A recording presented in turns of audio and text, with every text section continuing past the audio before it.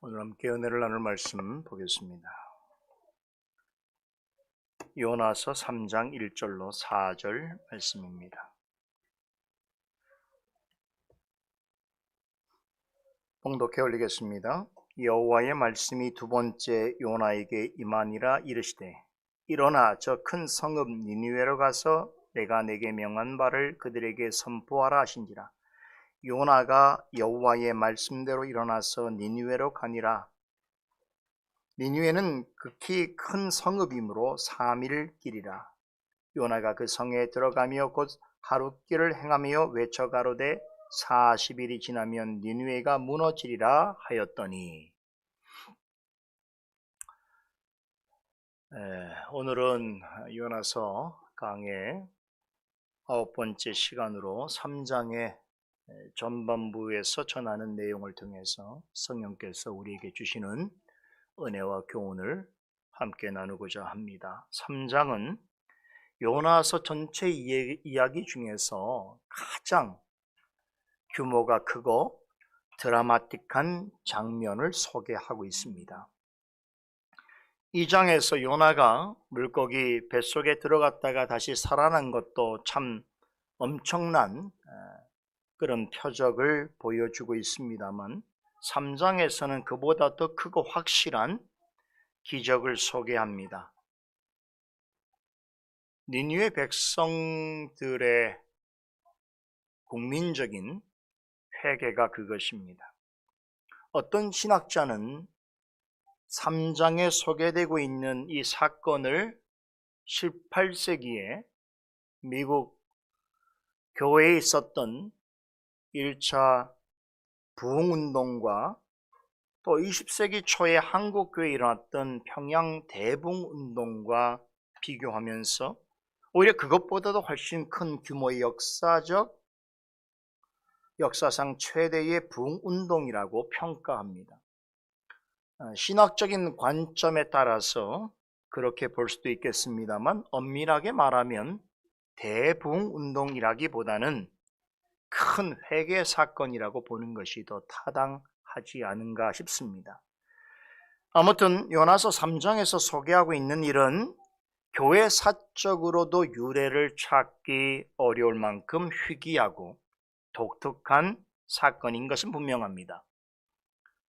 오늘 읽은 요나서 3장의 전반부에 있는 본문은 이 놀랍고 대단한 회개 사건이 일어나기 전에 하나님의 말씀이 요나에게 임한 것을 집중적으로 보도하고 있습니다.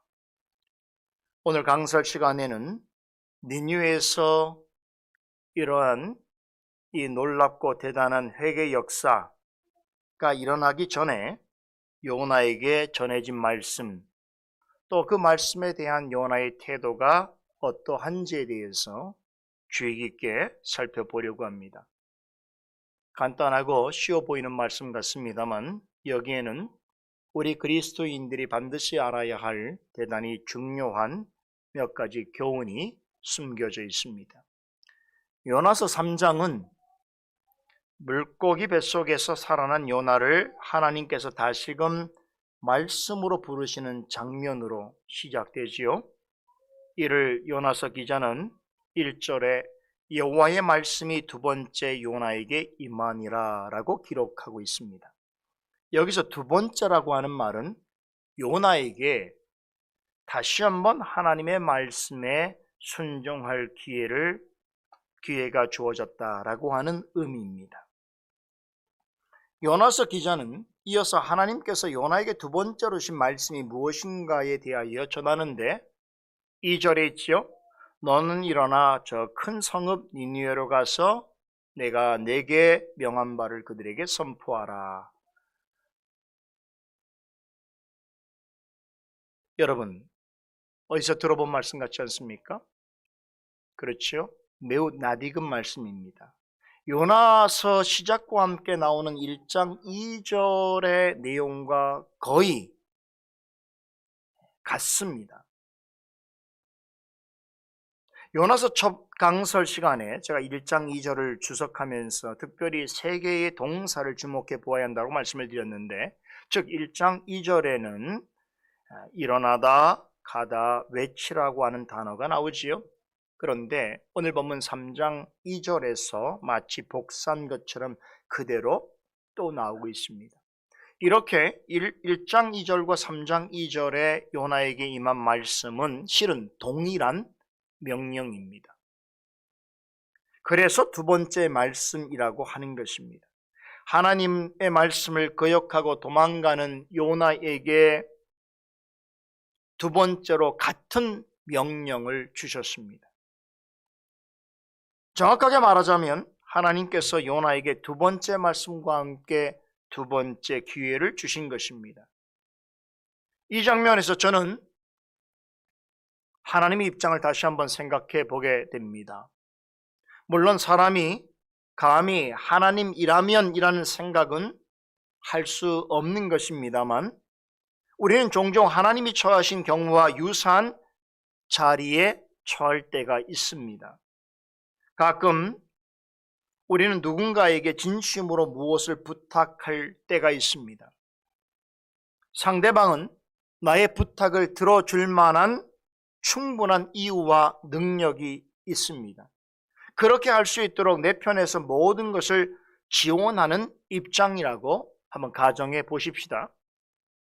그런데도 상대방이 나의 부탁을 들어주기는커녕 대면하기조차 싫다고 하면서 인사도 없이 먼 곳으로 떠나게 된다면, 여러분은 이와 같은 상황에 있게 된다면 그런 행동을 한 사람을 다시금 그 사람과 관계를 맺고 진심을 전할 생각을 가질 수 있겠는가 하는 것입니다. 만약 그가 가족과 지인도 아니고 남이라면 어떨까요? 단언하기는 어렵습니다만 저 같으면 다시 보고 싶지 않을 것입니다. 그동안 살펴보았던 요나서의 말씀을 근거로 요나에 대한 하나님의 입장을 다시 생각해 보십시다. 하나님께서는 너무나 평범하고 무명하기까지 한 요나를 하나님의 말씀을 전하는 특별한 선자로 부르셨습니다. 그리고 이 사역을 감당할 수 있도록 신령한 은혜와 능력을 부여해 주셨습니다. 이것은 개인적으로 요나가 잘나서 혹은 훌륭해서 그런 택함을 받은 것이 아닙니다. 오직 하나님의 기뻐하시는 뜻에 따라서 하나님의 말씀을 시대에 전하는 선자로 부르신 것입니다. 요즘 말로 하자면 요나는 하나님의 특별 채용을 받은 사람입니다. 그렇다면 요나 입장에서는 어떻게 반응해야 될까요? 기뻐하고 감사해야 되겠지요. 일하기도 힘들고 직장도 구하기 힘든 세상에서 하나님께서 이토록 특별한 그런 채용을 하신 그런 자리에 있다고 한다면 당연히 기뻐하고 감사해야 되는 것이죠. 그런데 그는 하나님께서 전하신 말씀이 자신에게 마땅히 요구할 수 있는 그런 명령임에도 자신의 생각과 다르다고 해서 그것을 거역하는 것도 모자랐어요. 하나님의 낯을 피하여 먼 곳으로 도망가고자 했습니다. 그럼에도 하나님께서 계속해서 그의 생각과 발걸음을 돌이킬 수 있는 기회를 주시고 자신에게 닥친 고통의 의미를 생각하면서 하나님을 찾을 기회를 여러 번 주셨건만 그런 모든 것들을 다 거부하고 한 배에 탄 사람들이 겪는 고난과 불행이 자신의 잘못 때문인 줄을 알아차렸을 때도 하나님 앞에서 무릎 꿇기보다는 차라리 자신을 바다에 던지라고 요청했습니다. 그는 하나님을 신뢰하여 돌이키기보다는 죽음으로써 자신의 모든 잘못을 폐기하려고 했습니다. 여러분, 우리가 사는 세상에서 이런 사람을 끝까지 신임하면서 계속해서 중대한 어떤 일을 맡긴다는 것은 지극히 보기 드문 일입니다. 그렇지 않나요? 세상에서는요, 단 한 번의 중대한 실수만으로도 해고당하고 중요한 자리에서 물러나는 일들이 많습니다. 요나는 단 한 번의 실수라고 말하기에는 너무나 의도적으로 불순한 죄를 범했습니다. 선지라고 한다면 해서는 안 될 행위를 계속했습니다. 선자라는 직분을 망각하고 스스로 하나님을 피해 달아나는 도망자가 되었습니다. 그런데 하나님은 그런 요나에게 다시금 선자로서의 사명을 감당할 수 있도록 또다시 기회를 주십니다. 어떤 형벌을 내린다고 하더라도 할 말이 없는 그를 다시 부르셔서 같은 일을 맡기십니다. 우리 같으면 그런 자를 포기하고 얼마든지 다른 사람을 뽑아서 대신 일을 맡길 만도 한데 하나님께서는 그리하지 아니하십니다. 완전히 실패한 요나에게 다시 동일한 말씀을 주심으로 선자로서의 사역을 감당할 수 있게 하시고 그로 인해서 하나님을 섬길 수 있는 기회를 또다시 제공해 주고 계십니다. 여러분, 좀 이상하게 들릴 수 있습니다만 계속 굴욕을 당하시면서도 당신의 백성을 향해 나타내시는 그 하나님의 성품이 이렇게 드러나고 있습니다. 시편 145편 8절에서는 이런 하나님의 성품을 이렇게 소개합니다. 지극히 은혜로우시며 긍휼이 많으시며 노하기를 더디하시며 인자하심이 크시도다. 로마서 9장에서는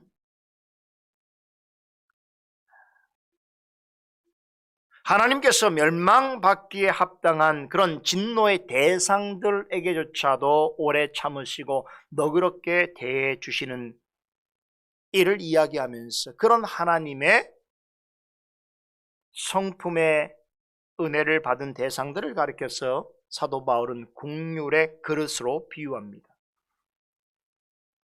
하나님 앞에서 우리 모두는 질그릇 같은 인생입니다. 그릇이라고 하지만 윤기가 전혀 없고 투박스럽고 깨지기 쉬운 질그릇 같습니다. 쉽게 말하자면 전혀 값어치가 없다는 거죠. 그런데 토기장이신 하나님께서 본래 무가치하고 볼품없는 질그릇과 다를 바 없는 우리를 긍휼의 그릇으로 대해 주셨다라는 것입니다. 그런데 우리가 하나님께 긍휼의 그릇처럼 귀한 대접을 받게 된 것은 우리 자신 때문이 아니지요. 말씀대로 우리는 질그릇 같은 존재입니다. 사도 바울은 로마서 9장에서 우리가 긍휼히 여김을 받게 되는 이유를 이렇게 전합니다. 그것은 오직 긍휼히 여길 자를 긍휼히 여기고 불쌍히 여길 자를 불쌍히 여기시는 하나님 때문이라는 것입니다. 이 사실을 로마서 9장 16절은 원하는 자로 말미암음도 아니요 다른 박질하는 자로 말미암음도 아니요 오직 긍휼히 여기시는 하나님으로 말미암음이니라 라고 전하고 있습니다. 요나가 하나님의 말씀을 듣고도 거부하고 그분의 낯을 피해 달아난 것은 선자로서의 자격을 스스로 잃어버리게 할 만큼 중대한 범죄입니다. 그런 그에게 이제 너는 더 이상 나에게는 쓸모없는 존재이니 나는 너를 버리겠다.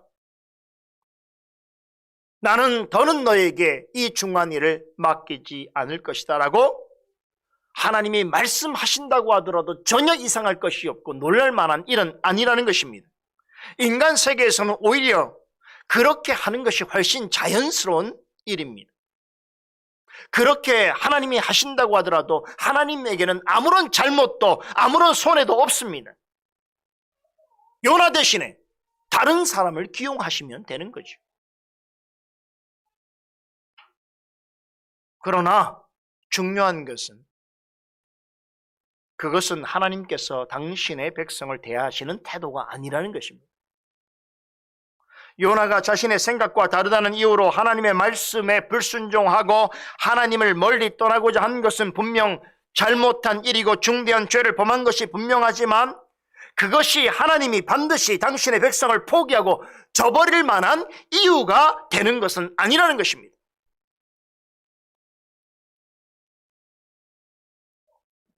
어리석은 자녀가 못된 짓을 좀 하고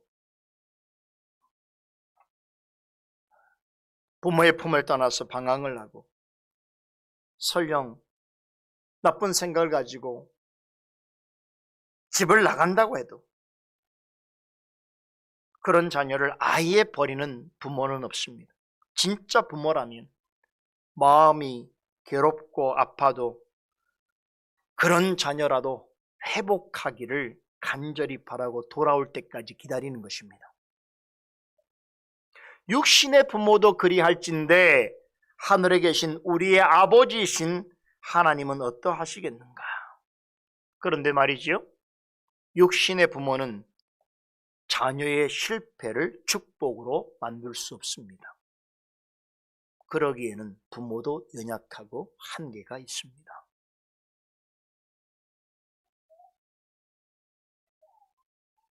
그저 그런 자녀를 보면 안타까워하고 슬퍼할 뿐입니다.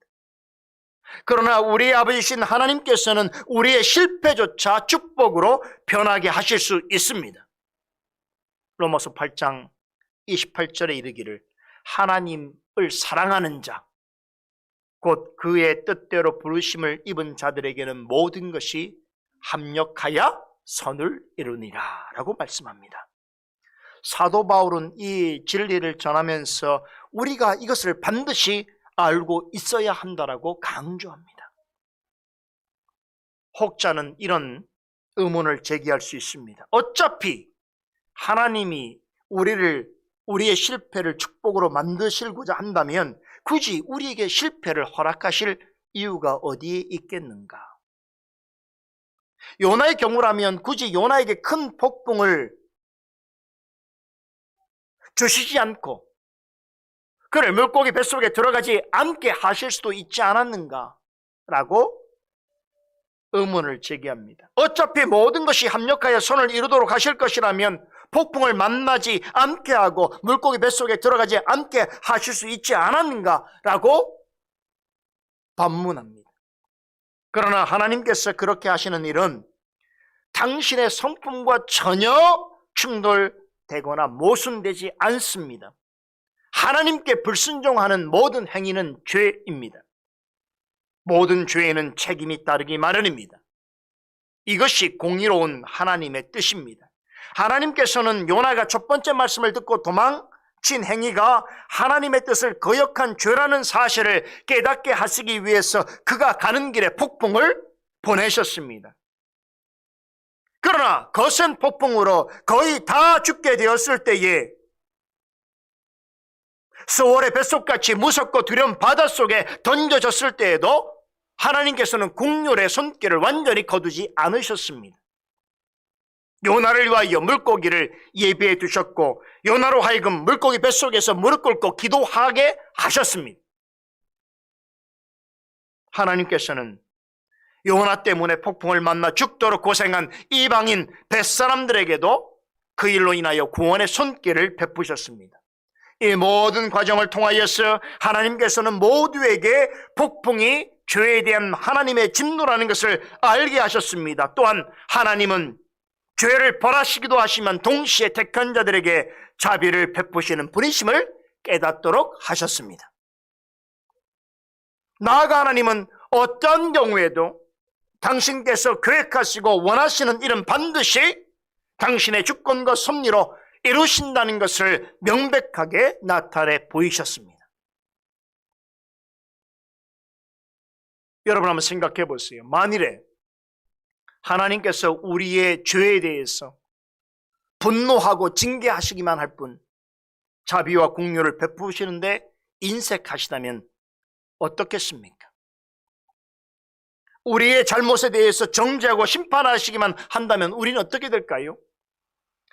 살아남을 자가 아무도 없을 것입니다. 우리가 잘못을 하고 죄를 지을 때마다 하나님께서 노를 내시고 그 값을 치르게 하신다면 지금 여기에 있을 사람은 아무도 없습니다. 저부터 이 자리에 올 수 없을 것입니다. 그러기에 시편 103편에서 시편 기자는 이러신 하나님에 대해서 이런 고백을 내어놓습니다. 시편 103편 8절로 11절에 여호와는 긍휼이 많으시고 은혜로우시며 노하기를 더디하시고 인자하심이 풍성하시도다. 자주 경책하지 아니하시며 노를 영원히 품지 아니하시로다.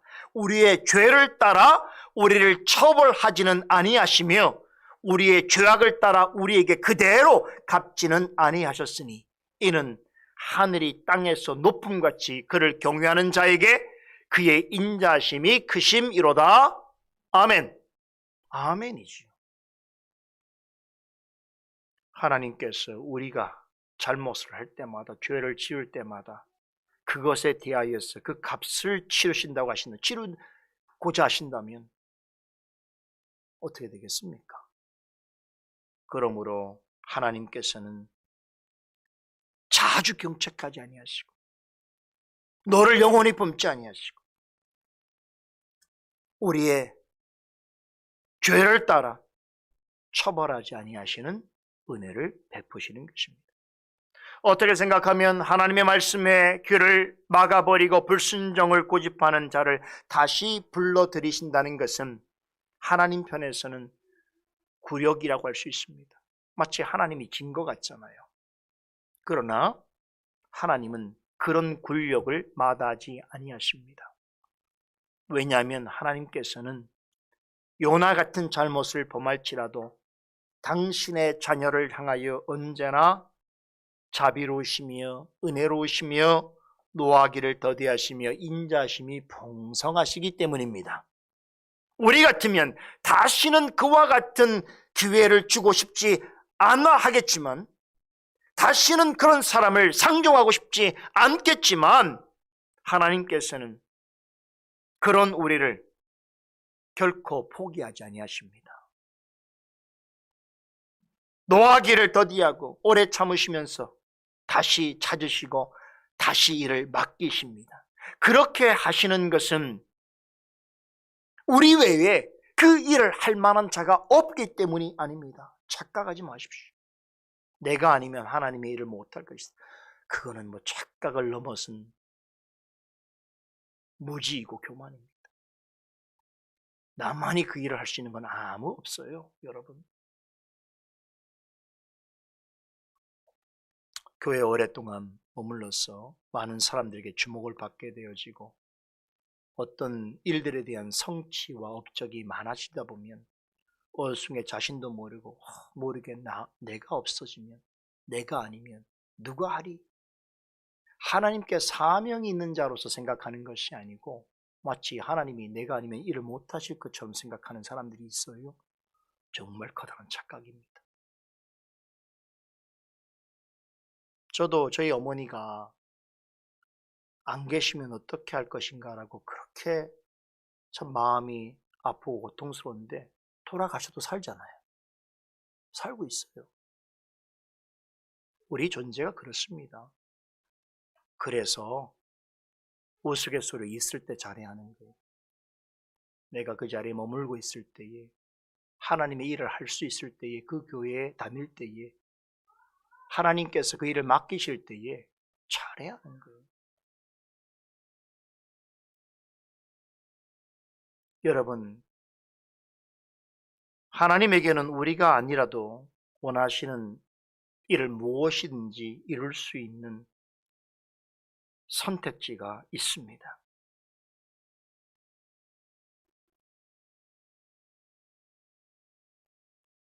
그럼에도 하나님께서 늘 실수를 반복하고 실패를 거듭하는 우리를 다시 찾으시는 것은 바로 우리 자신을 위해서입니다.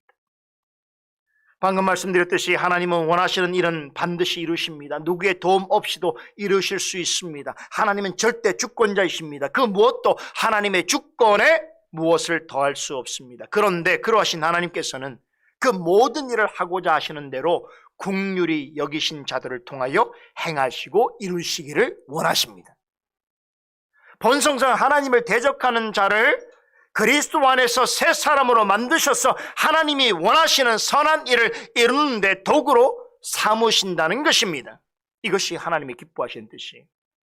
에베소서 2장 10절은 이 사실을 이렇게 전합니다. 우리는 그가 만드신 바라 그리스도 예수 안에서 선한 일을 위하여 지으심을 받은 자니 이 일은 하나님이 전에 예비하사 우리로 그 가운데 행하게 하려 하심이니라 라고 고백합니다. 우리는 그리스도 안에서 하나님이 원하시는 선한 일을 위하여 새롭게 지음받은 존재다라는 것이죠. 하나님께서는 그리스도 안에서 새로운 생명을 얻은 그런 자를 통하여 하나님이 원하시는 선한 일을 이루시기 원하신다는 것입니다. 그래서 우리를 부르시는 거예요. 또 한 가지 기억해야 할 것이 있습니다. 죄에 넘어지고 죄의 웅동에 빠진 우리를 다시 부르시는 것은 우리를 부르신 부르심의 상을 우리로 하여금 얻고 누리도록 하시기 위한 것입니다. 빌립보서 3장 14절에 보면 우리 구주이신 그리스도의 뜻을 따라 살아가는 성도를 가리켜서 사도 바울은 그리스도 예수 안에서 하나님이 부르신 부르심의 상을 위하여 표대를 향하여 달려가는 사람의 모습으로 비유합니다. 무슨 일이라도 하나님께서 부르시는 부름에는 반드시 합당한 이유와 목적이 있습니다. 주님은 우리가 어디 있든지 항상 부르십니다. 요나가 하나님을 피해 낯을 피해 다시스로 향하는 배 밑층에서 쿨쿨 잠들어 있을 때도 물고기 뱃속에 들어가 있을 때도 계속해서 그를 부르셨습니다. 하나님 앞에서 실패하고 좌절하게 되었을 때도 하나님께서는 저버리지 아니하시고 그를 부르십니다. 여러분, 그럴 때 어떻게 해야 되겠어요? 이미 잘못하고 죄된 일을, 여러분, 그건 지나간 일이에요. 지나간 일을 주님 앞에 회개하고 잊어버리고 앞에 있는 것을 잡으려고 표대를 향하여 나아가는 자처럼 부르신 부름의 상을 위하여 성령을 쫓아 우리 주님의 말씀을 따라가야 하는 것입니다. 이것은 요나처럼 하나님 앞에서 부끄러운 일을 행하고 늘 실패하는 우리를 향한 하나님의 기뻐하시는 뜻입니다. 하나님은 요나처럼 불순종한 우리를 하나님 앞에서 얼마나 부패하고 무능력한 존재인지를 깨닫게 하시고는 다시금 긍휼과 자비를 베푸심으로 그를 존귀한 자로 상대해 주시고 하나님의 일꾼으로 기용해 주십니다. 여러분, 이것이 성경에서 하나님의 사람을 사용하시는 하나님의 정하신 원리예요. 그래서 이런 하나님의 원리로 두 번째 부름을 받는 사람들에 관한 이야기가 성경에 너무나 많아요. 이걸 다 소개해 드릴 수가 없어요. 많은 인물들이 있지만 각각 구약과 신약을 대표해서 한 사람씩을 꼽으라고 한다면 저는 모세와 베드로가 기억납니다. 모세는 하나님의 섭리 가운데 태어난 지 얼마 되지 않아서 바로의 딸의 자녀로 입양되어서 애굽의 궁정에서 자라났습니다. 그런데 40이 되었을 때에 자신이 가진 권력으로 이스라엘 백성 한 사람을 구해내려다 결국에는 그 사람도 구해내지 못하고 도리어 살인죄를 지고 도망자가 되어버렸습니다. 모세는 자신이 원하는 것이면 다 이룰 수 있는 최고의 신분과 지식과 권력을 지녔음에도 철저하게 실패하고 말았습니다. 결국 스스로 미디안 광야로 쫓겨가 거기서 40년 동안 촌부로 살아가게 됩니다. 그 사이에 그를 기억하는 사람들은 아무도 없습니다. 그는 사람들의 기억 속에서 완전히 잊혀진 존재가 되었습니다. 그 자신도 저는 자신에게 아무런 기대를 갖지 못한 채 실패한 자처럼 살아가고 있었습니다. 그때 하나님께서 그에게 다시 나타나셨습니다. 광야로 도망친 지 40년 만의 일입니다. 이제는 팔순 노인이 된 그에게 불붙고 있지만 타지 않는 신비로운 떨기나무 가운데 나타나신 하나님께서 이렇게 말씀하십니다. 이제 내가 너를 바로에게 보내어 너로 내 백성 이스라엘 자손을 애굽에서 인도하여 내게 하리라 라고 말씀하십니다. 그러면서 다시 그를 부르십니다. 여러분, 인간적으로 본다면 이해할 수 없는 일이지요. 이스라엘 백성을 구원해낼 수 있는 가장 강한 힘을 가지고 있던 그 젊은 날에는 어쩌면 광야로 내모시더니 이제는 퇴직하고도 남을 나이에 기력이 쇠잔해지고 말도 잘못하고 용기도 없는 노인이 다 된 그에게 나타나셔서 그로 하여금 최강대국 애굽에서 종살이하는 이스라엘 백성들을 구원해 내시겠다니 도대체 무슨 일인가? 그렇지 않습니까? 여러분, 이렇게 사람의 생각과 하나님의 생각이 다른 것입니다. 자신의 지식과 힘을 의지하여서 동족을 구원해내려고 하는 것은 모세의 방법이었지 하나님이 원하시는 방법이 아니었습니다. 모세는 자신의 생각대로 하고자 할 때에 요나처럼 완전히 실패하고 말았습니다. 그런데도 하나님께서는 모세를 저버리지 않으셨습니다. 그에게도 폭풍을 내리시고 수월의 뱃속같이 인생의 밑바닥까지 추락하는 것을 막지 않으셨지만, 그러나 그것은 하나님께서 그를 포기하셨다는 증표가 아닙니다. 오히려 그의 실패를 축복으로 만들어 가시는 과정이었습니다. 자신의 잘못 때문에 광야 생활 속에서 쓸쓸히 생을 다하더라도 아무 말 할 수 없는 모세가 이제 더는 자신에 대해 어떤 소망도 가질 수 없을 때에 두 번째로 나타나셔서 그를 다시 부르셔서 하나님의 큰 일을 맡기셨습니다. 여기에 하나님의 지혜가 있는 것입니다. 베드로의 삶에서도 이와 같은 진리를 발견하게 됩니다.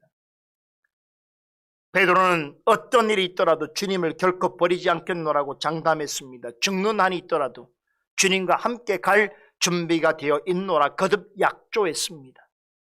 그러나 예수님이 잡히시던 날 밤에 예수님을 3번이나 부인했습니다. 막상 예수님이 사형 선고를 받으시는 현장을 직접 눈으로 목격하게 되자 예수님에 대한 모든 기대가 일순간에 물거품처럼 꺼져가는 것을 느꼈습니다. 며칠 후에 막달라 마리아로부터 예수님의 부활 소식을 전해 듣고는 무덤에 가서 예수님의 시신이 사라진 것을 보게 되었지만 더는 예수님의 제자가 될 자격이 없다는 생각 때문이었든지 물고기 잡던 이전 생활로 돌아가 버리고 말았습니다. 하지만 부활하신 예수님께서 친히 물고기를 잡는 옛 생활로 돌아간 베드로에게 찾아가셔서 그에게 이렇게 3차례 물으셨습니다. 요한의 아들 시몬아, 내가 나를 사랑하느냐? 그럴 때 베드로는 기다렸다는 듯이 그 3번의 질문에 똑같이 주여 그러하이다, 내가 주를 사랑하는 줄 주께서 아시나이다 라고 대답했습니다. 그래서 예수님께서 그 3번의 질문마다 대답마다 내 양을 치라라고 말씀하셨습니다. 예수님은 자신을 부인하고서 물고기 잡는 이전의 삶으로 돌아간 베드로에게 두 번째로 찾아오셨어. 그를 부르심으로 다시금 사도로서의 사명을 감당할 기회를 주셨습니다. 여러분, 이와 같은 일이 위대한 믿음의 사람들에게만 일어나는 것이라고 생각하면 안 됩니다. 성경이 이들을 우리에게 소개시켜 주는 것은 그들의 삶 속에서, 그들의 인격 속에서 우리 자신을 찾아보라는 것입니다. 여러분은 모세처럼 하나님께서 중요하게 여기시는 일을 자신에게 의존하여서 자신의 생각과 힘만으로 해결해 보려고 한 적이 없습니까?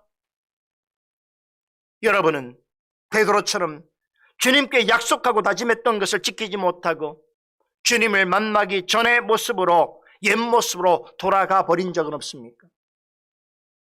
여러분은 요나처럼 말씀을 듣고도 순종하기는 피해 도망치고 자신의 죄와 잘못으로 누군가에게 상처와 피해를 끼친 적은 없습니까? 우리 안에는 모세와 베드로와 요나의 불신앙이 자리하고 있습니다.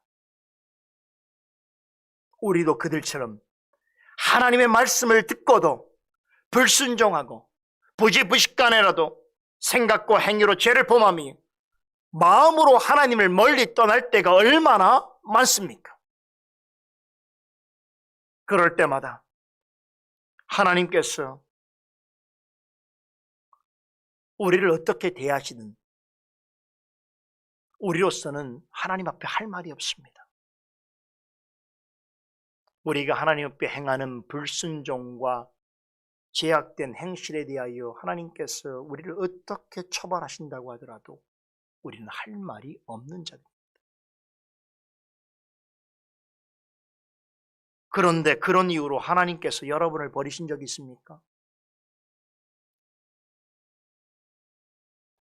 그런 이유로 하나님께서 여러분을 포기하신 적이 있습니까?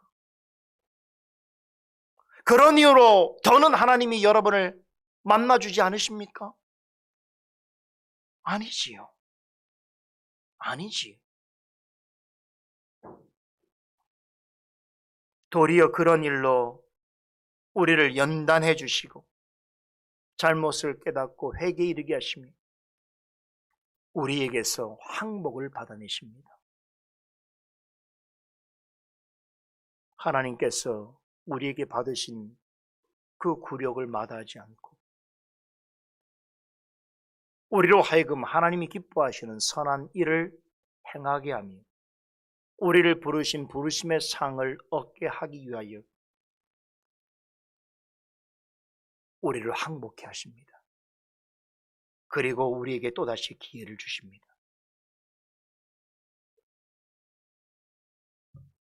이렇게 하나님께서는 날마다 우리를 찾아오셔서 다시금 우리에게 살아갈 수 있는 이유와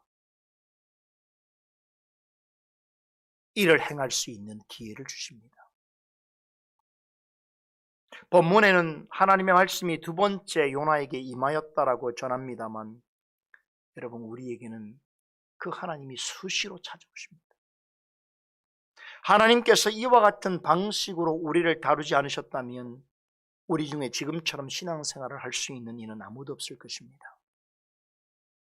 아버지의 사랑과 은혜를 알지 못하고 아버지의 것을 자신의 것인 줄로 착각하고 집을 떠난 탕자처럼 우리도 하나님께서 값없이 베푸시는 놀라운 사랑과 은혜를 쉬이 잊어버리고 말씀에서 벗어나고 하나님의 뜻과 반대되는 생각과 행동을 할 때가 많습니다. 그러나 그럼에도 하나님께서는 그런 우리를 다시 부르시고 죄를 고백하고 돌아오는 우리를 품에 안아주십니다. 뿐만 아니라 또다시 할 일을 주시고 그것을 감당할 수 있도록 도우십니다. 여기에 한 가지 꼭 기억해야 될 중요한 사실이 있습니다. 하나님께서 무엇으로 우리를 다시 찾으시고 부르시고 도우시는가 하는 것입니다. 바로 말씀입니다. 첫 번째도 두 번째도 요나에게 말씀으로 임하셨습니다. 더욱 놀라운 것은 두 번째 말씀도 첫 번째 하신 말씀과 동일합니다. 우리 생활 속에서 흔히 우리 부모님들이 자녀들이 불순종하게 될 때에 처음에는 아주 강하게 지적하고 야단치지만 자녀들의 반응에 따라서 그 강도를 매우 줄일 때가 많지요.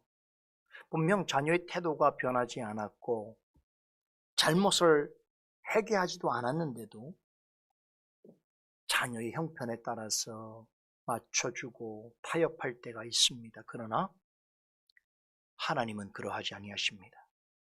폭풍을 보내셔서라도 아니면 물고기 뱃속에 들어가는 고통과 두려움을 맛보게 하셨어라도 불순종하는 자녀를 순종하는 자리로 돌아오게 하십니다. 회개는 그저 자신의 잘못을 인식하거나 말로 잘못했다고 하는 것이 아닙니다. 불순종하던 일을 전심으로 순종하게 되는 것, 그것이 진정한 회개입니다. 말로만 회개하지 마세요. 말로만 죄라고 하지 마세요. 불순종하던 그 일을 이제는 기쁨으로 감사함으로 순종하게 되는 자리까지 가야 진정한 회개인 것입니다. 하나님께서는 요나에게 말씀을 주셨습니다. 첫 번째 말씀은 옳습니다. 그러하기에 두 번째 말씀도 동일하게 주신 것입니다. 요나의 상황에 맞춰서 다른 말씀을 주지 않으셨습니다. 요나가 불순종하여 실패한 동일한 말씀을 주셨습니다. 여러분, 이것이 의미하는 바가 무엇인 줄 아세요? 우리 모두는 요나와 같은 성품과 기질을 지니고 있습니다. 우리 모두는 요나 아닌 요나들입니다. 그런 우리에게 하나님이 원하시는 것이 무엇인가? 우리에게 주시는 말씀에 순종하는 것입니다. 첫 번째 말씀이 임하였을 때 요나는 불순종했습니다. 하나님의 말씀에 대한 불순종은 죄이지요. 다시 한번 강조합니다만 모든 죄는 반드시 대가가 따릅니다. 요나는 바다 깊은 곳에 던져지고 물고기 뱃속에 갇힌 후에야 이 사실을 깨달았습니다. 하나님의 말씀에 불순종하면 요나처럼 정말로 값비싼 대가를 치르고서야 깨닫게 될 수 있음을 기억하시기 바랍니다. 혹자는 그것도 배움이라고 하니 나쁘지 않다고 생각할는지 모르겠습니다만 그것은 죽음의 구덩이에 빠져보아야만 죽음이 두려운 것인 줄 안다는 말과 같습니다. 폭풍을 만나봐야만 그것이 괴롭고 고통스러운 것인 줄 알 수 있습니까? 물고기 뱃속에 들어가야만 여긴 들어올 때가 못 된다는 것을 알게 되나요? 그렇지 않지요. 우리는 불에 데이지 않아도 뜨겁다는 것을 알고 칼에 베이지 않더라도 칼로 찌르는 것이 아프다는 것을 압니다. 요나서를 통해서 하나님 말씀을 거역하고 하나님의 낯을 피하여 도망하는 것이 큰 죄라는 것, 그리고 그러한 이런 힘들고 고통스러운 대가를 지불하게 된다는 것을 알게 되었음에도 불구하고 말씀을 듣고도 순종하지 않는다는 것은 참으로 어리석고 교만한 행위입니다.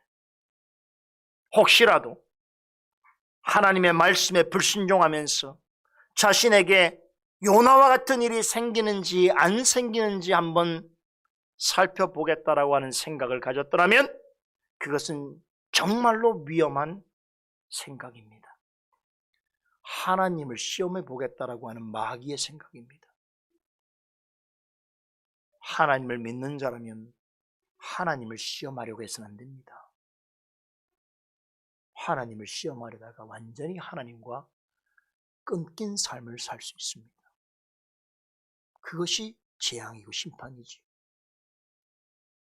하나님께서 요나와 우리에게 원하시는 것은 한마디로 말씀에 순종하는 것입니다. 설령 그 말씀이 자신의 지식과 경험과 다르더라도 하나님의 기뻐하시는 뜻과 일치한다면 그 말씀에 순종해야 하는 것이. 그것을 교훈하시기 위해서 하나님께서는 요나를 두 번째 부르실 때에 첫 번째와 같은 말씀을 주셨습니다. 너는 일어나 저 큰 성읍 니느웨로 가서 내가 내게 명한 바를 그들에게 외치라라고 하셨습니다. 이것은 요나서 시작과 함께 주신 말씀과 동일한데요. 여러분, 이 말씀에 요나가 두 번째 어떻게 반응합니까? 3절에 따르면 요나는 여호와의 말씀대로 일어나서 니느웨로 갔습니다. 첫 번째와 똑같은 두 번째 말씀으로의 부르심에 요나가 순종으로 응답한 것입니다. 요나서 1장과 3장은 이런 동일한 하나님의 말씀이 임한 후에 나타나는 요나의 반응을 아주 대조적으로 묘사하고 있습니다. 분명 동일인인데 전혀 다른 모습을 보이고 있는 것이지요. 여러분, 이것을 요나서 기자가 포착하고 있어요. 그래서 1장과 3장의 내용 속에서 서로 다른 접속사 한마디를 중심으로 이 의미를 극적으로 설명해 주고 있습니다. 1장 2절을 보세요. 1장 2절에 첫 번째 말씀이 이렇게 임하지요. 너는 일어나 저 큰 성읍 니느웨로 가서 그것을 쳐서 외치라. 그 악독이 내 앞에 상달하였음이니라 하시니라 라고 하는 말씀이 나옵니다. 그 말씀에 바로 이어서 요나의 반응이 나오지요. 3절 보세요. 그러나 요나가 여호와의 낯을 피하려고 일어나 다시스로 도망하려 하여 욥바로 내려갔더니 라고 말씀이 이어집니다. 여러분, 여기에서 3절 초반에 그러나 라고 하는 이 말, 이 접속사는 하나님의 말씀이 그에게 임했음에도 불구하고 그 말씀을 불순종했다는 것을 강하게 암시해주고 있는 내용입니다. 그런데 3장 2절에 똑같은 말씀이 요나에게 임하지요. 일어나 저 큰 성읍 니느웨로 가서 내가 내게 명한 바를 그들에게 선포하라 하신지라라고 하는 말씀이 나옵니다. 그런데 바로 이어지는 3절을 보세요. 요나가 여호와의 말씀대로 순종했다는 내용이 나옵니다. 원문 성경에 보면 3절 맨 앞에 우리말 성경에는 번역되지 않은 접속사 하나가 기록되어 있습니다. 우리말로 그러므로, 그래서라고 번역될 수 있는 접속사인데요. 그 영어 성경들은 대부분 킹 제임스 버전이라든가 NASB 같은 경우는 여기에 영어의 3절의 첫 번째를 so라고 하는 말로 번역합니다. so. 그래서, 그러므로. 요나서 저자는 이 두 가지 다른 의미의 접속사를 통해서 1장에서의 요나와 3장에서의 요나가 분명 동일인이지만 현저하게 달라져 있다, 다르다라는 것을 우회적으로 강조하고 있습니다. 1장에서 요나는 하나님이 말씀하시자 그러나를 외쳤습니다. 하나님의 말씀이 그리하지만 그러나 내 생각은 다릅니다 라고 하는 자세를 취했습니다. 하지만 3장에 나오는 요나의 모습은 자신에게 동일한 말씀이 임하였을 때에 그러므로 라고 하는 말로 순응했습니다. 하나님의 말씀이기에 그러므로 행하겠습니다라고 하는 태도를 보인 것입니다. 첫 번째로 임한 말씀에서 요나는 그러나를 말한 뒤에 하나님의 낯을 피하기 위해서 곧장 다시스로 향하는 배에 올랐습니다. 그러자 하나님께서도 요나에게 그러나라고 하는 말씀으로 응수하셨습니다. 그 결과 요나는 폭풍을 만났고 물에 던져졌으며 물고기 뱃속에 갇히게 되었습니다. 요나의 그러나는 자신뿐 아니라 함께하는 이들을 매우 위태롭고 괴롭게 했습니다. 그러나 하고 한 행위는 모두를 괴롭게 했으며 요나 자신은 죽음 밑바닥까지 가라앉게 했습니다. 그런데 여러분, 3장에서 임한 하나님의 말씀에서 요나는 그러므로라고 답했습니다. 요나의 그러므로는 결국 니느웨 백성들에게 구원의 복음을 전하는 계기가 되었습니다. 이렇게 변화된 요나의 행위에 하나님께서도 그러므로라고 응답하셨습니다. 요나의 순종을 통하여 그가 기대한 것보다 훨씬 더 크고 중대한 구원의 역사를 나타내셨습니다. 요나서 기자가 1장과 3장에서 서로 다른 접속사를 중심으로 무엇을 교훈하려 하는지 여러분이 잘 이해하시길 바랍니다. 요약하면 첫째는 하나님의 말씀은 어떠하든 간에 온전히 순종해야 한다는 것이고, 둘째는 말씀에 순종하거나 불순종하는 것은 너무나 다른 결과를 가져온다는 것입니다. 하나님께서 말씀하실 때에 그러나를 연발하는 것은 좋은 신앙이 아닙니다. 하나님께서 말씀을 통하여 자신에게 교훈하실 때마다 하나님의 말씀이긴 하지만 그러나 제 생각엔 달라요. 제 형편은 아니에요. 저는 못해요. 저는 하고 싶지 않아요. 요나와 같은 요나서 1장에 나타난 요나와 같은 모습이에요. 우리는 하나님의 말씀 앞에서 항상 그러므로라고 하는 말로 응답하는 신앙을 가져야 합니다. 하나님의 말씀이라면 내 생각과 경험과 다르더라도 그러므로 믿어야 하겠구나, 그래서 순종해야겠구나 라고 하는 신앙을 가져야 합니다. 그런 자가 하나님을 경외하는 삶을 살게 되는 것이에요. 하나님이 무엇을 말씀하셔도 하나님의 말씀이니까 그러므로 그래서 믿겠노라라고 하는 믿음을 가져야 하는 것입니다.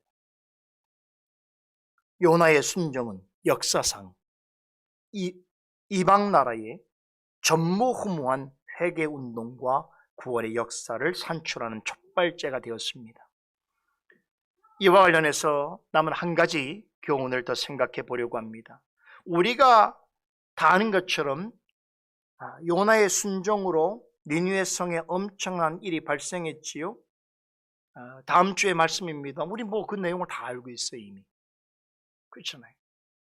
요나가 니느웨 성의 복음을 하나님의 말씀을 전하니까 왕에서부터 어린 아이들까지 금식에 동참하고 굵은 베옷을 입고 자신의 죄를 회개했다는 거 아닙니까? 심지어 느니에 성에 있는 짐승들에게도 베옷을 입혀서 자신들이 하고 있는 회개 진정성을 표출했습니다. 어떻게 이런 일이 가능할 수 있겠는가? 더군다나 이방 나라에서 어떻게 이런 일이 가능할 수 있겠는가? 궁금하시죠? 다음 주 강설에서 제가 말씀드리겠습니다.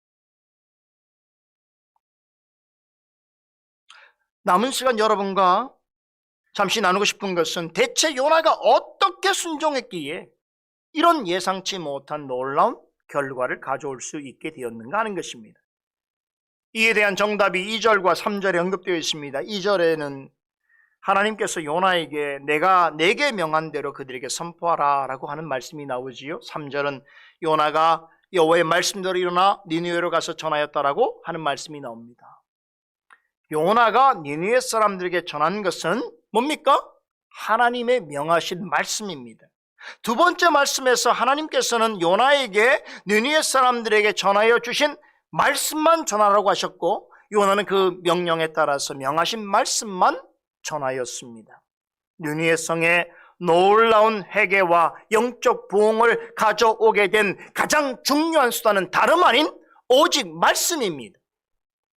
요나가 전한 메시지는 너무나 간단했습니다. 하지만 명확하고 분명했습니다. 요나는 니느웨 성 사람들에게 다른 말을 전하지 않았습니다. 사람의 말을 섞지 않았습니다. 오직 하나님께 받은 그대로의 말씀을 전했습니다. 여러분, 우리에게 너무나 당연한 이야기 같습니다만 우리가 마주하고 사는 교회 현실 속에서는 여러분 이게 쉬운 일이 아니에요. 좀처럼 보기 어쩌면 드문 현상이기도 합니다.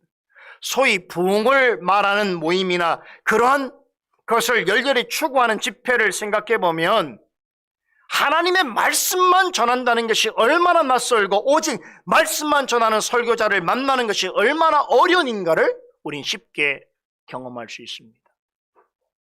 부흥회나 대각성 운동이라고 하는 이름으로 모이는 집회에서는 많은 말들이 오고 가고 많은 체험에 관한 이야기들이 오고 가지만 성경의 가르침에 따라 시종, 그 일치하는 말씀을 전하고 듣는 일은 매우 어렵습니다. 하나님의 말씀만 전한다는 것은 요나 자신에게도 결코 쉬운 일이 아니었을 것입니다. 왜 그럴까요? 요나에게 엄청난 지금 경험이 있잖아요. 지금 니느웨 성까지 오는 동안 그는 정말 아무도 겪지 못한, 누구도 겪을 수 없는 엄청난 경험을 했단 말이에요. 하나님을 피해서 다시스로 가는 배에 오르게 된 일이나, 폭풍을 만나 고생한 일이나, 선원들에 의해서 바다에 던져진 일이나, 물고기 뱃속에 들어갔다가 살아나게 된 일이나, 물고기가 그를 니느웨 해변 가운데 해변에 토해낸 그런 이야기 등등의 내용들은 요나가 실제로 경험한 것들이고 누가 듣더라도 입이 떡 벌어질 만한 놀랍고 신기한 일들입니다. 그렇지 않습니까? 여러분, 니느웨 사람들에게 이런 이야기를 했다면 어땠을까요? 이런 이야기로 사람들에게 호감을 산 후에 말씀을 전하면 더 좋지 않았을까요? 얼마든지 그런 상황을 우리는 생각해 볼 수 있습니다.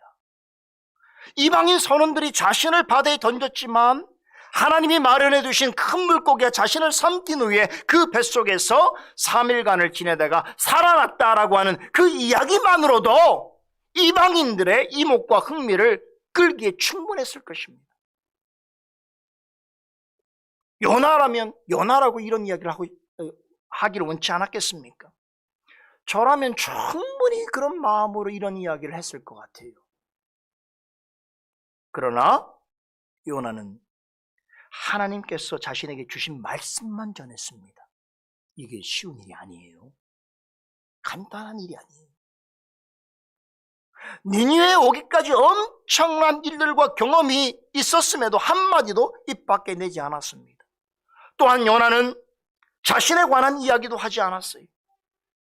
폭풍 가운데 배에서 선원들이 요나에게 물었을 때 요나가 뭐라고 했습니까? 자신의 잘못만 쏙 빼고 자신에 대해서만 전달했지요. 그런데 두 번째 말씀이 임한 후에는 자신에 관해서 어떤 말도 하지 않았습니다. 자신에 관한 말을 과감히 생략했습니다. 자신이 누구이고 어디 사람이고 왜 배를 타고 다시스로 가려 했는지, 폭풍을 만나 어떤 일이 일어났는지, 물고기 뱃속에서 어떻게 살아났는지, 느니웨 해변까지 어떻게 오게 됐는지 등등의 무수히 많은 말을 할 것이 그에게 있었음에도 니느웨 사람들에게는 오직 하나님께서 명하라고 하신 말씀만 전했다는 거예요. 이게 당연해 보이지만 결코 쉽지도 일반적이지도 않은 일이에요.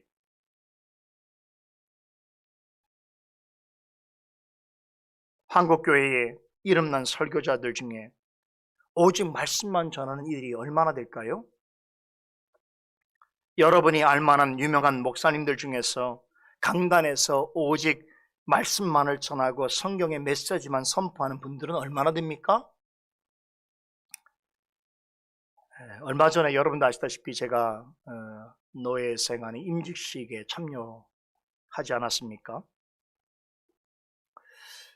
그 임직식에 설교를 맡은 분이 최근에 우리 교단에서 가장 이름이 많이 언급되어지는 그런 분인데요. 그분이 와서 설교를 하셨어요. 우리 노예에 속한 분이 아닙니다. 외부에서 오셨는데 제가 그 설교를 들으면서 정말 고개를 들 수가 없었어요. 그냥 성경 구절 몇 가지만 이야기할 뿐 실제로 설교 대부분의 시간을 자기 이야기와 예화로 채워가는 것을 보고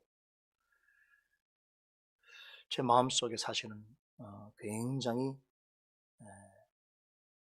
고통스러운 생각들이 가득했습니다. 이것이 설교인지 권면인지 자기 자랑인지 도대체 정체를 알 수 없는 말들을 열거하고 있는 이 이야기를 내가 지금 여기서 듣고 있어야 하는가. 오랜만에 정말로 설교를 들으면서 머리가 아프고 힘들었습니다. 어떤 목사님들한테는 말씀을 말씀대로 전한다는 것이 정말로 어려운 일이구나 하는 생각마저 들었습니다. 그래서인지 오늘날 교회 강단에서 오직 말씀만 전하는 설교를 듣고 찾기가 점점 더 어려워져 가는 것 같습니다. 재미난 이야기, 정치 이야기, 세상 돌아가는 이야기, 자기 개발과 성공 이야기, 마음을 다스리고 생각을 편안히 갖게 하는 이야기, 세상 어디서나 들어볼 법한 철학, 종교, 경제, 문화, 과학, 예술, 윤리, 도덕 이런 등등의 이야기들이 강단을 점령하고 있습니다. 그런데 여러분, 이런 류의 이야기는요, 소위 어디서나 들어볼 법한 이야기, 아침마당만 봐도 들어볼 법한 얘기잖아요. 이런 이야기를 강단에서 하면요, 당장에는 효과가 있는 것처럼 보일 수 있어요. 뭔가 그런 이야기를 들으면 마음도 좀 새로워지고 평안해지고 뭔가 새로운 것을 들은 것 같은 생각도 들거든요. 근데요, 실제로는요, 이런 류의 이야기를 설교라고 잘 계속 들으면요, 그 영혼이 무력해집니다. 무기력해집니다. 그리고 그런 교회는 마치 모래 위에 지은 집처럼 한순간에 위태로워질 수 있습니다. 여러분, 지금 우리가 코로나 이야기하지만 이 코로나가 어떤 역사를 이루는 하나님의 방편인 줄 아세요? 그동안 한국교회가 어떤 터 위에 서 있는지를 이 코로나를 통해서 확인하는 거예요. 코로나라고 하는 쓰나미가 한번 지나가니까 우리가 반석 위에 서 있는 교회였는지 모래 위에 서 있는 교회였는지가 여실히 드러나고 있는 것이.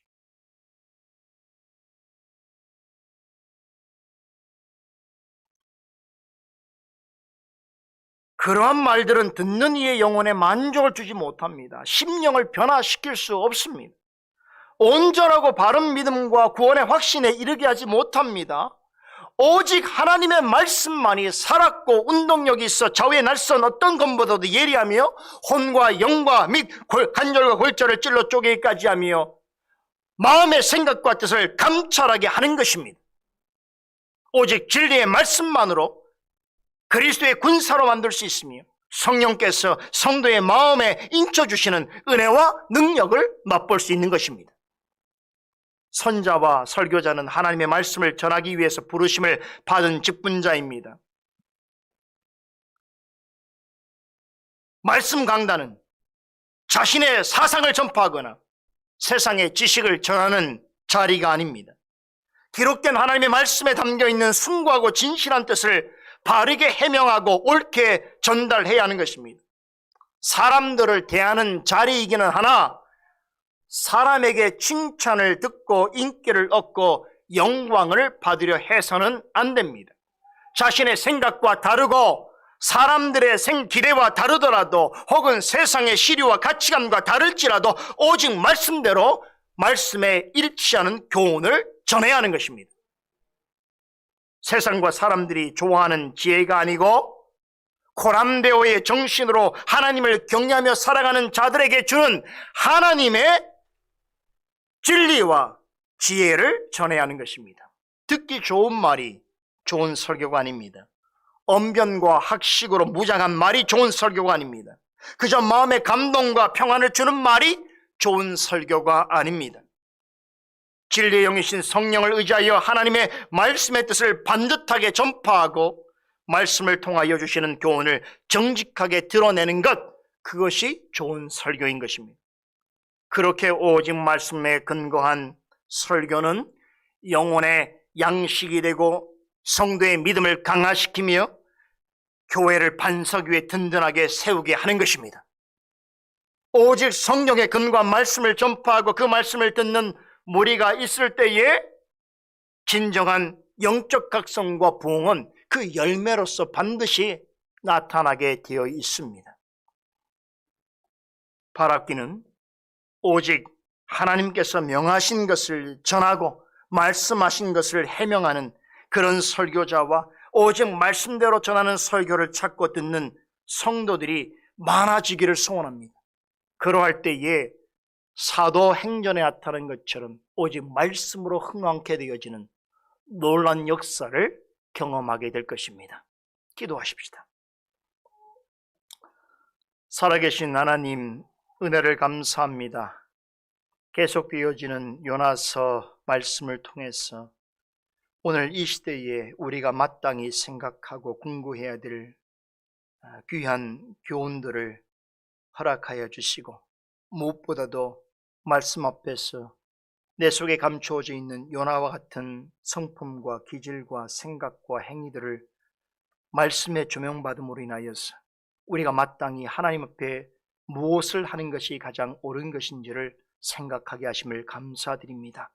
그러나 그것을 생각할 뿐 결코 말씀에 따라 행위로 옮기지 아니하는 어리석음을 범하지 않도록 도와주시고 불순종했던 자리에서 말씀으로 우리를 부르실 때에 순종하는 자리로 나아가는 저희 모두가 되게 하여 주시옵소서.